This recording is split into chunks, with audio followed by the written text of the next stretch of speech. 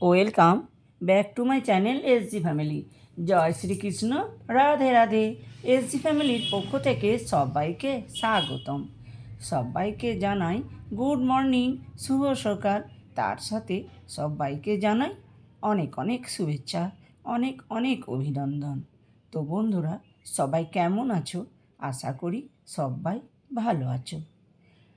তো আমি চলে এলাম আজকে একটি সুন্দর গল্প নিয়ে। সত্যিই গল্পটা সুন্দর। ঠাকুরকে যদি ভক্তি ভরে ডাকা যায়, সে অস্পৃশ্যই হোক না কেন, তবু বিশ্বাসে মিলাই জগন্নাথ। আজকের গল্পটার নামই হলো বিশ্বাসে মিলাই জগন্নাথ। তো সত্যিই গল্পটা ভালো লাগলো। আর তোমাদের যদি ভালো লাগে তাহলে গল্পটি লাইক কমেন্ট করতে ভুলো না। তো দেরি আর না করে তো চলো আমরা সরাসরি গল্পে চলে যাই।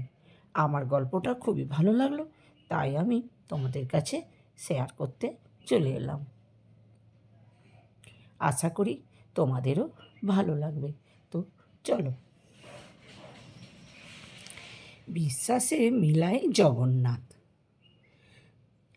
ঝুলরাঙা মেঘগুলো অনেকক্ষণ ধরেই ছুটোহাঁটা করছিল। এতক্ষণে বৃষ্টি নামলো। 2-4 জন ইতিউতি যা ছিল ছুট্টে গিয়ে ঘরে ঢুকলো। বৈকুণ্ঠকে কেউ ডাকবে না। ঘরের ছাঁচে বসার অধিকারও তার নেই। বুকের ভেতরটা হু হু করে উঠল। তার পথের ধারের বাঁশের তালডগরাটায় বসে পড়ল। তেড়ে বৃষ্টি নেমেছে। বিদ্যুতের অসি দারুণ আক্রোশে ফালাফালা করছে দুপুরের আকাশ। বৈকুণ্ঠের মনে হলো তারাও ওকে ঘাড় ধাক্কা দিচ্ছে। কালো আকাশের দিকে মুখ তুলে মনে মনে বলল, প্রভু, তোমার ওই অসিখানা দিয়ে আমার আর আমার মায়ের বুকখানা ফালাফাল করে দাও না কেনে। কথা শেষ হবার আগেই ধ্রুম শব্দে ভীষণ বজ্রঘাত হলো। চাপা পড়ে গেল বৈকুণ্ঠের আকুতি। যেন ধমক দিয়ে তাকে চুপ করালেন প্রকৃতি। গ্রামের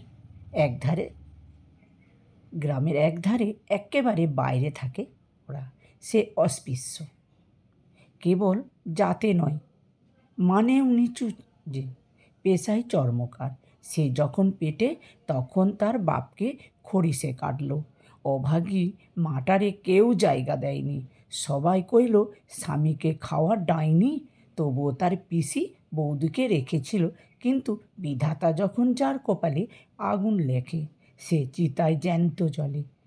যেদিন সে ভূমিষ্ঠ হলো, যেদিন তার পিসি পুকুরে সান পাড়ে আছাড় খেয়ে মারা গেল, সবাই কইল এক ডাইনিতে রক্ষা নেই। আবার বেটা এসেছে। সেদিন মা বেটাকে মেরেই ফেলতো সবাই, কিন্তু জোরদার বাঁচালেন সেই দিগপতিয়া। মাঠের পাড়ে এইটুকু জায়গা দিলেন, অন্নও দিলেন, কিন্তু বদলে মায়ের গতর জীবন স্বাধীনতা সব কেড়ে নিলেন। সারা জীবনের জন্য মুচড়ে দিলেন তাদের শিরদাঁড়া। বৈকুণ্ঠের জীবনে মা ছাড়া কেউ নাই। তার সেই মা মৃত্যুশয্যায়, কাউরে দেখাতে পারে না। শুধু মনে মনে গিরিধারীকে ডেকেছে। গিরিধারীর পরটুকুও তাদের বাড়িতে নেই।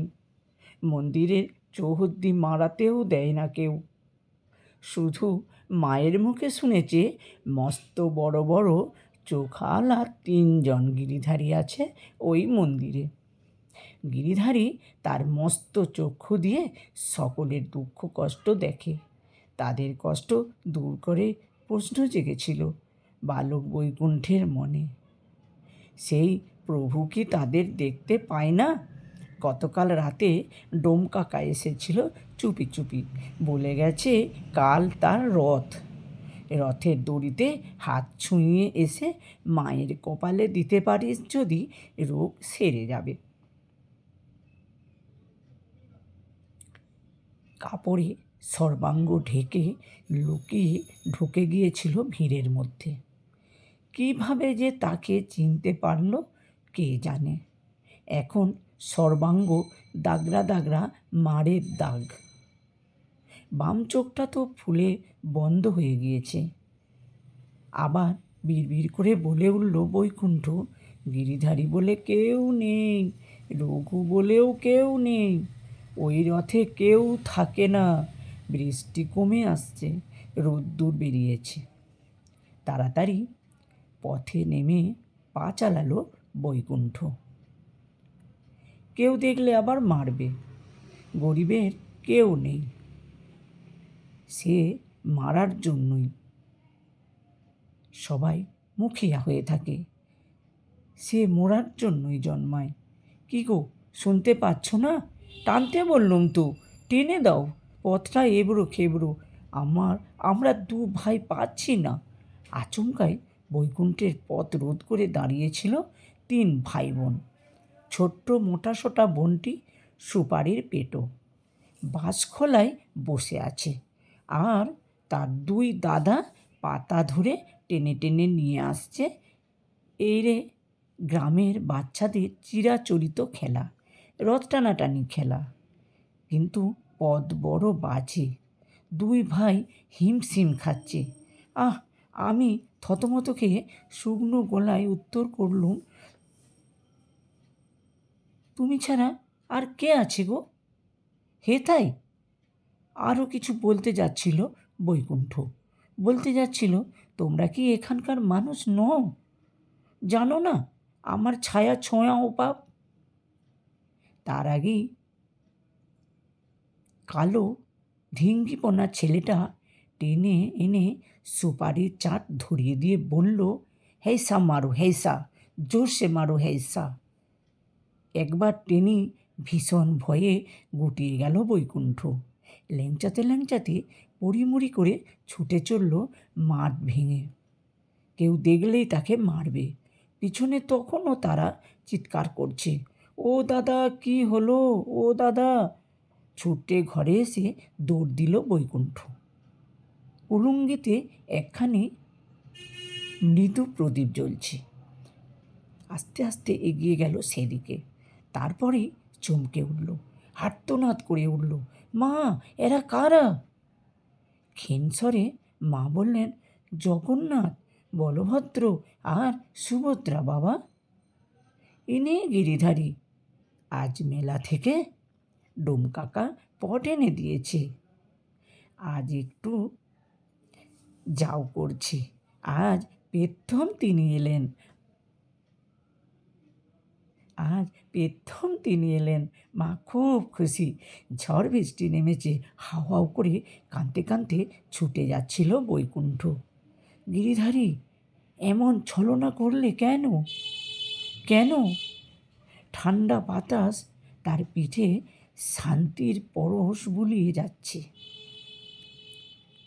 নরম হচ্ছে জ্বালা। তাই তো সে আসার সময় কি দেখল,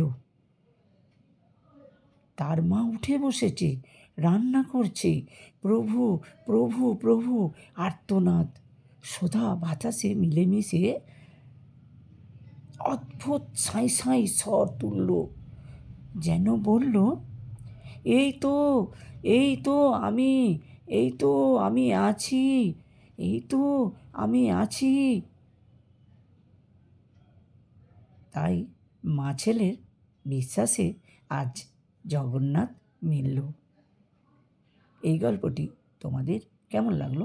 যদি ভালো লেগে থাকে তাহলে লাইক কমেন্ট শেয়ার করতে কিন্তু ভুলো না। ভক্তির জগন্নাথ, সত্যি ভক্তি থাকলে সব ঠাকুরকেই পাওয়া যায়, ভক্তির ভগবান।